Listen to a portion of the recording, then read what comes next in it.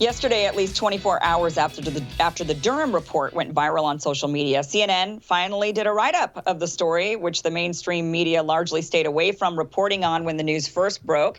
This comes after special counsel John Durham released a filing that the Hillary Clinton campaign hired techs to infiltrate Trump Tower and White House servers to establish a narrative to link Donald Trump to Russia. Keith Olbermann took to the position that most liberals did on Twitter, as you can see here, dismissed the story and its credibility, calling it BS, Trumpers to con even dumber Trumpers with. As of yesterday afternoon, the Washington Post, New York Times, and cable news had yet to report on the investigation. Last night, Charlie Savage at the New York Times published a report reviewing the allegations and saying that really the right-wing reporting on them doesn't quite line up.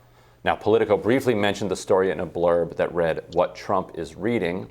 A friend of the show, Rachel Bovard, commented saying a political campaign literally paid their opponents to spy on them in the White House, and Politico is just brushing it off as just a Trump issue. Okay. But despite the dismissal from the mainstream media, a January 2022 survey conducted by Technometrica Institute of Policy and Politics found that nearly 66% of Democrats want to see Hillary investigated over her possible role in manufacturing the Trump Russiagate narrative. Senior editor for the Post Millennial, Libby Emmons, is here to discuss. Welcome, Libby. Thanks so much, Robbie. Glad to be here. Yeah, we're glad to have you. So, what do you make of so far the media, the mainstream media, not really covering this, and to the extent they are covering it, they're saying, yeah, no big deal. This is very normal. What do you think? Yeah, I don't think that that's too much of a surprise. It's pretty much what we've come to expect from this type of thing. Conservative media covers certain stories, and left-wing media covers other stories. We're in such a partisan media divide that I don't think it's particularly surprising to not see these outlets covering this stuff. But I don't think that takes away at all from the severity of this story. Democrats were so sure of their right to rule that they thought anything in service to that, to maintaining their power, was justifiable. It's pretty horrifying. But the left here gets caught in a bit of a trap sometimes, because the left can't always tell, and by the left I'm including the mainstream media here, they can't always tell what the next big right-wing story is going to be. And I think in this case, and I would encourage people to read the actual filing, the actual motion that Durham filed. He doesn't actually say that they infiltrated the White House. He doesn't say they infiltrated anything. It was the Obama White House that they were exploiting access to DNS data, and they had legal access to that data. The Obama White House had in fact been hacked by Russia in 2014, 2015. And so the military was looking into this, and also these cybersecurity companies were looking into it. And so it was the Obama White House. So the claim has now evolved into the Trump White House. And so I don't know, Libby, what is the mainstream media supposed to do about this? So Fox News takes this filing, which does not say that the Trump White House was infiltrated. It doesn't even say the Obama White House was infiltrated. It says the Obama White House's internet data was analyzed. And then they report that the Trump White House was infiltrated. And then they say, look at the mainstream media ignoring this story. They won't cover this story, which is actually not true. Now, this is separate from all the other Russiagate stuff. Just in this particular motion, that's not what Durham said. So what is the mainstream media supposed to do with this?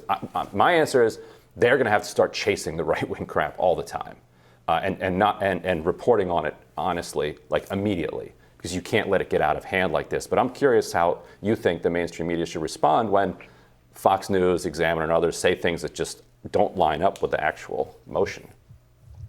Well, probably they should take your advice and read the entire motion and then report on it straight, without a whole lot of push on either side. I mean, just tell us what's going on. The New York Times for decades has been the place to find out what's actually going on in the world, and they are letting us all down in not doing that anymore, in having such a partisan push on one side of issues. So I would love to see some honest reporting without any spin. This is what it said. These are the implications of that. that would be great. It would be refreshing, in fact. A nice article without any adjectives or inferences or narrative spin would be a delight on this topic. Well, there's and then it would also go ahead, Kim. Go ahead, Robby. Well, it would just also bring to, I agree that they should be tackling this story right away. This is a giant accusation. This isn't something that you can brush aside as like another right-wing story that maybe the same way that you could about, I could understand a little bit more why they would want to, let's say, brush aside. I don't actually understand it, so I can't really even say that. But I was gonna use Hunter Biden as an example, but that's not a very good example. But nonetheless, like them not wanting to report on something like, okay, the president's son did something weird, maybe. But this is talking about, the accusation that many in the media are making is that the president of the United States was spied on, and that shouldn't be something that anybody, just because you're on the other side of the political aisle, you say, it happens, I guess. No big deal. That should be a giant issue that all of these outlets then cover. But they're not really. Are you seeing that from your perspective, Libby, on the right, are we getting any outlets that will kind of dissect the actual report? I haven't myself even looked at it, so I don't know what's what. But why aren't we getting that even from the right when they say, well, this is maybe what it actually says?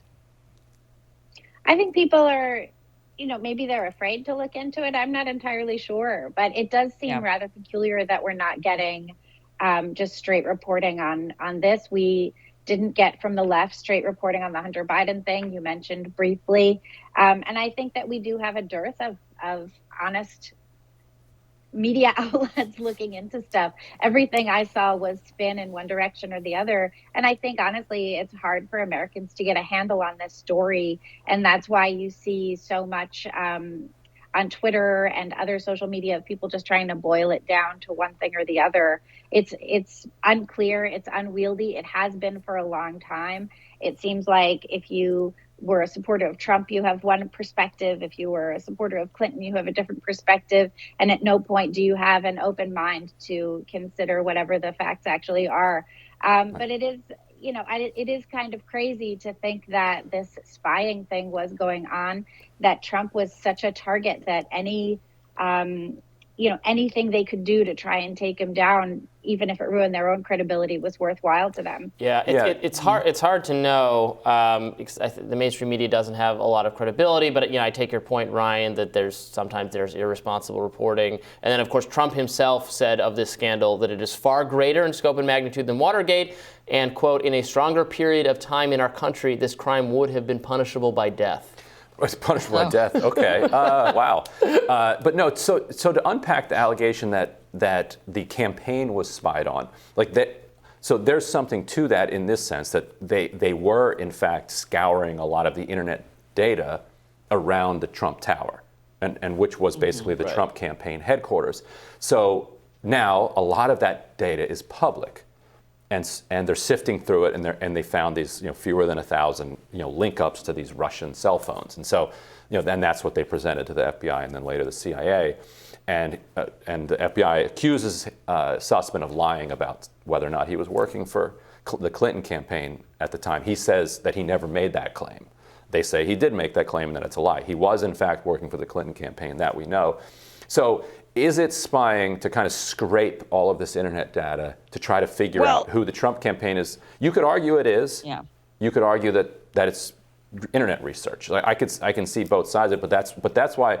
But the overall narrative is true that the Clinton campaign went hunting for lots of connections between Trump and Russia, and then fed that to authorities and fed that to the media. Like that is a fact. Seems like if you're going to get mad about Cambridge Analytica, though, you'd have to get mad about this. Yeah, seems like it's not much different. Exactly. And that goes to the whole, remember Barack Obama successfully using social media to reach his voters and make people interested in the campaign. That was hailed as innovative, brilliant, legitimate campaigning. And then when the Trump campaign does it, it's like, no, this is wrong, this is evil, this is some, inappropriate influence. It's how the things are treated differently by the media. So, well, Libby, thanks so much for joining us. We appreciate it. Thanks. We'll have more Rising in just a minute.